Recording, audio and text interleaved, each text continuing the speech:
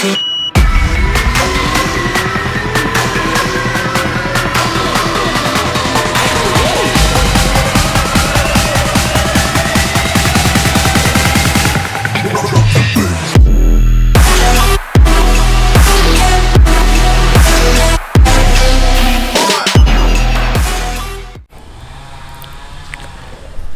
guys, hello YouTube, welcome to yet another vlog of Treklog Vlogs. Today in our comprehensive review we are featuring the Maruti Suzuki S-presso 2020 version BS6. Now at a first glance I have absolutely no clue what to call this car. Do I call it a hatchback? Do I call it an SUV or a mini SUV? I'm not sure. Because this vehicle has a mix of everything. We can call it as hybrid of everything. If you look towards the back, you can see elements from the Maruti Ignis. If you look towards the front, I can see traces of the Maruti Brezza and the miniaturized chrome of the Ignis.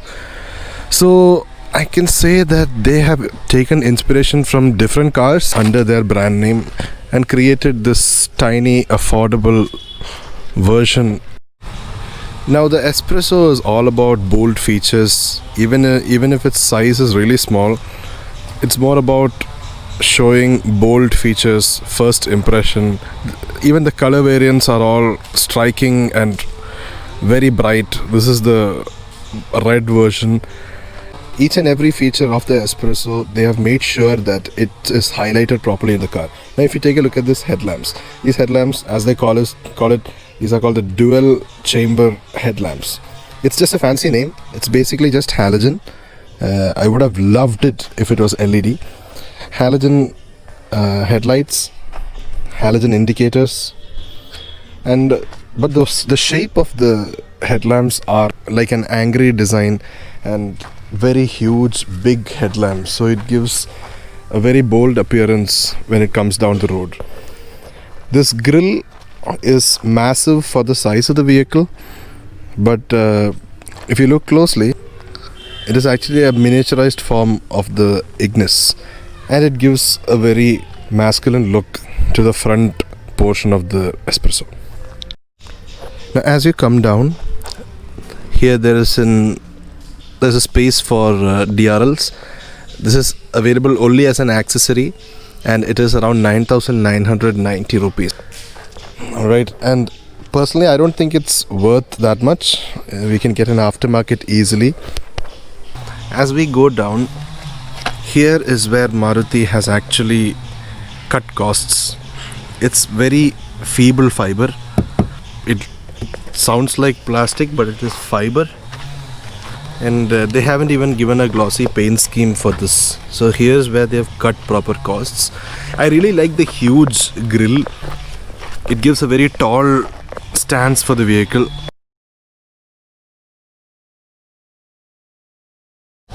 As we move towards the bonnet, it looks flat, but if you run your fingers through it, you can actually feel a little indentation of ups and downs. It goes up from here, flat, and then slowly tapers down here. This does not give a difference when you come close and look at it, but if you look at it from far, those undulations give a distinct feature for the paint. As we move towards the windshield, this is one part which I like the most. The windshield is upright. Okay, the angle is vertical. Almost vertical, and this gives a proper view of the entire road and proper confidence while riding the vehicle. The tires are MRF and these are 14-inch wheels. By default, as a standard, Maruti gives these wheel caps and they don't give alloys along, even in the top model also. However, the alloys are available to buy from Maruti Accessories for around 24,000 rupees for 4 sets of tires. Personally, I think that is daylight robbery, because that comes around 6,000 rupees per alloy. Now as we move towards the top of the vehicle, a clear ridge type design can be seen. This is similar to many SUVs and other premium cars, but they have included this to give that rugged look and to complement the style and the genre of the vehicle. Now, why this is very appealing is the ground clearance. My god, look at that ground clearance. This is a lot of area and lot of travel. This much ground clearance means that you don't have to worry about potholes or uneven edges, or you don't have to worry about ground clearance anymore, because this is ample. I'm not sure exactly how much this is, but this will come up on the screen right about here. Alright, whatever it is, when you see it in person, it looks massive. There is a lot of clearance here. Alright guys, let's now check the interior of the vehicle. As I said before, because of the tall stance of the vehicle, it's very easy to enter and exit the vehicle very easily. Now you can see my leg here. I'm not without any strain. I'm just sitting directly. Okay, first things first, the steering wheel.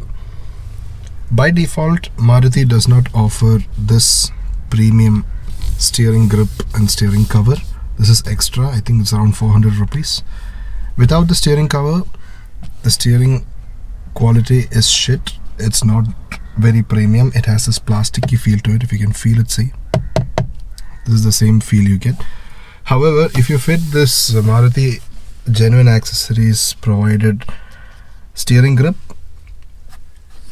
it feels very premium. As you can see, they stitched it and it gives this very snug feel and a very premium feel when you're catching the steering. The steering itself is 3-spoked. The horn is very basic. For me personally, it sounds like an auto rickshaw horn. Yeah, very feeble. This model is the VXI AGS. VXI Plus is the top model. This model is the one under the top model. And the things which are missing from the top model is manual controls for the ORVMs. And you have a screen missing here. There is a touch screen which supports Android Auto and Apple CarPlay. They gave us a basic stereo which has basically all the functions. And there is supposed to be one airbag here, one airbag here. So in this option there is only airbag here. The airbag here is missing. And in the trunk there is a tray which is also missing. So these things constitute to around 40,000 rupees difference. So this, I felt that a screen and stuff like this is not a worthy upgrade of more than 40,000 rupees. So this is more than enough. Alright, so we selected a package which came along with features such as this silver interior lining, the floor mats, what else, yeah, this tissue box which looks actually very premium. I really like this. Alright, you get some kind of perfume and yeah, seat cover is around 7,000 rupees, but when you take it along with the package you get a 15 to 20% discount. That package also includes the cladding, the arch cladding, the chrome cladding, the spoiler. We spent an extra 1,000 rupees for painting it gloss black, the skid plate cladding, rear end and in the front end as well, rain protection, chrome cladding, chrome grille cladding, and front skid plate protector. This is not aluminum, this is just for show, this plastic fiber. The switch gears are very basic. Here are the controls for the wipers, here are the controls for the lights. You have park light and you have the full light as well, beams. Instead of the instrument cluster here, the instrument cluster is given here, something like the Quid, the Renault Quid. But this is a little more premium version. I right now don't have the key in this, so I can't show it. You can see the screen. I'll show the display in the screen since I don't have the key right now. Alright, the stereo is pretty basic. The top end model has the touchscreen. Air conditioning vents are located strategically here, here, here and here. There is ample airflow. The AC itself is pretty powerful, and even if it doesn't have a rear vent, it gives pretty good airflow towards the back also. So no complaints there. Maruti has tried their level best to make this look premium. Even though it's still plastic, they have given this texture where you can get this almost carbon fiber-ish matte texture, which I can appreciate because at this cost, this is the best they can provide. Air conditioning levels and the different positions, AC and the temperature indicators. What I love as a traveler in this S-presso is that there is a lot of spaces to store many different things. Like as soon as I take my phone, I take it and keep it here. I can store my change here. Then there is a space here where you can store small phones or your change or even money, your wallet. The space is very compact and subtle. Alright, and then if you come down here, there is space here. There's cup holders here, and even the glove compartment is also, the storage space is actually very less but apt. This model is the automatic version. As you can see, there is reverse, neutral, drive and manual drive also. Manual drive is nothing but without the clutch. You can shift gears from 1 to 5 as you require. So you can actually move from the automatic driving system to the manual driving system. If you want a little more power or if you want the vehicle to move accordingly, you can do this by just shifting the lever left from the drive.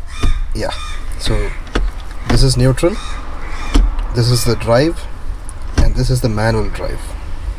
And here you can decrease the gear and increase the gear as well. Alright, so that's it, pretty basic. If you come down here, we can adjust the level, vertical level of the halogen headlamps. There are 3 levels, 1, 2, 3, 4. There are 4 levels. Alright. Here there is the trunk opening lever and the fuel pump lever. The places where we can keep the bottles are pretty small, but enough for a 1 liter bottle or a half liter bottle. Here you can keep certain documents. Not enough, but apt. Now, at first it took me a while to adjust to the fact that these switches are right here. Normally I would see the window switches here, but probably because of lack of space or probably to make it more innovative, they kept the window opening switch here. At first it was very hard to comprehend the fact that it was here, but after a while I got used to this position and I found it really apt and easy to reach here. The right lever, right switch opens the right window and the left switch opens the left window.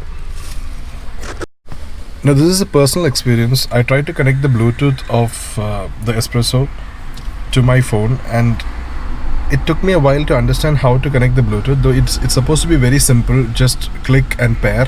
However, in this you have to click this button for some time to enable pairing, and only then the Bluetooth of the S-presso will start pairing to whichever device you want. If you guys found any difficulty in doing this, please feel free to comment and I'll give you guys detailed instructions or maybe a separate video on how to operate the stereo system. Now as you guys can see, I have ample space. I'm 172 centimeters, around 5.8, and I have a lot of leg space. This is very weird since this is a small car and a small segment. However, I can feel completely spacious here. The leg room and the headroom is ample. There is a lot of space to move my hands around. I can rest my arms here while driving. I do, however, miss an armrest here, which I could keep my hand and drive, but I'm not cribbing. Just to show you what I mean, here I am sitting comfortably. I've kept my seat back and I'm sitting comfortably here. I have lots of space, and I'll show you guys without changing this position how it looks like at the back.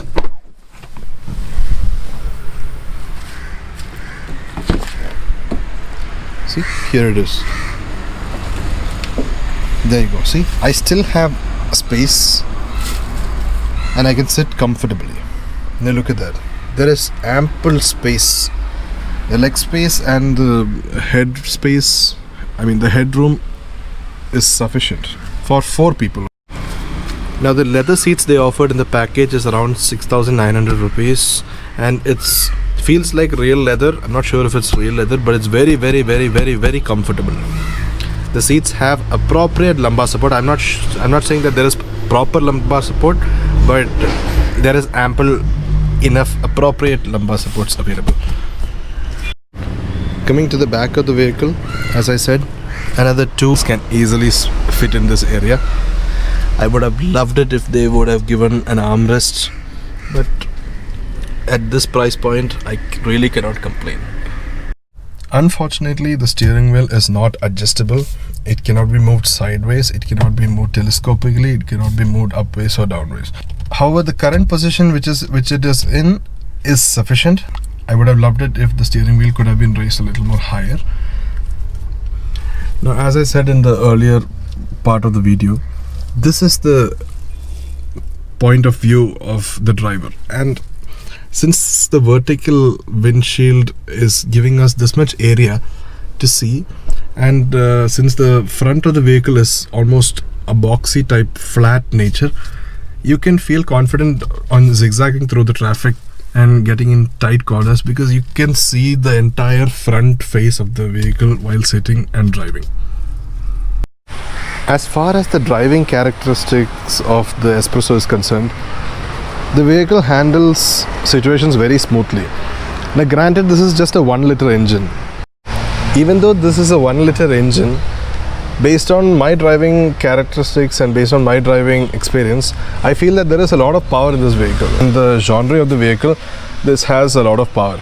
Now why I say it has a lot of power is because when you put it in automatic transmission mode, the power is actually not known, right? But when you go to the manual drive mode, in the automatic transmission there is a manual drive mode. So when you go to the manual driving mode, you can actually feel the power of the vehicle. The power figures, I'm not sure about the power figures. The power figures can be seen on top of the screen somewhere here. However, when you go in manual mode, the vehicle feels powerful and you can overtake and have a bit of an acceleration while traveling, and that is a very good feeling. The S-presso comes with the AMT transmission. The AMT transmission is automatic manual transmission. This is different from continuous variable transmission, which is CVT. CVT transmissions are automatic gear transmissions which are available in premium cars like the Baleno, the Brezza I hope. But in economical cars or affordable segments, they give automatic manual transmission, which means the vehicle itself, you can feel the vehicle changing each and every gear. If you are giving a very steady throttle, you will not feel the change of the different gears as given by the vehicle. However, when you floor the throttle or when you press the accelerator down too hard, you can feel the engine stalling and then moving to the next gear, and that is an experience which I don't like. However, this is not going to be the experience for every person who is using this car, because the people who are using such cars are looking for mileage, are just want to go from point A to point B and do not want to feel the actual experience of or the passion in driving the vehicle. So this is I'm just telling this because you all need to know what an AMT transmission does to the driving experience. So this is what happens. As soon as you start the vehicle, the vehicle enters the first gear and goes to second gear, gradually third gear if you are going at a steady throttle. However, at third gear, if you want to floor the throttle and press the accelerator very hard, the vehicle immediately moves to a lesser powerful gear, and you can feel the throttle go boom, and then you enter this higher gear, and then you go fast. And that is turned down as far as driving is concerned. But when normal driving, as far as normal driving is concerned, I don't think this is a problem at all. Next, let's talk about mileage. Now the company said mileage is 23 km per liter, but actual driving conditions and actual customer given reviews is around 19 to 20 km per liter. There are some who have reported 21 and 22 also. The dashboard gives dynamic kilometer per liter calculation and an average kilometer per liter calculation also. It is all clearly there in the dashboard. And according to that data, based on the first 100 kilometers I have driven, the vehicle gives around 15 to 18 km per liter based on the driving conditions. This will change after we have driven probably around 500 kilometers and after the first service is over. After the first service is over, we can actually get a clear idea on how much mileage this is actually giving. But based on the initial testing conditions, I think this gives pretty good mileage. Anything above 17 km per liter, I am happy. This is actually a very good vehicle just to travel from point A to point B economically without burning a hole in your pocket. Alright guys, that's it for the comprehensive review of the Maruti Suzuki S-presso 2020 BS6 model. If you guys have any questions about this model, about its driving experience, or any doubts you guys want to be cleared, feel free to reach out to us in Instagram or comment in the YouTube video, and we'll be sure to respond to each and every comments. As usual, your support is what drives us. Your support is what fuels our passion into making these videos. Thank you so much for all the support you guys have given us. Thank you guys for taking the time to watch our videos. If you like this video, be sure to like, share and subscribe. Until the next video, adios.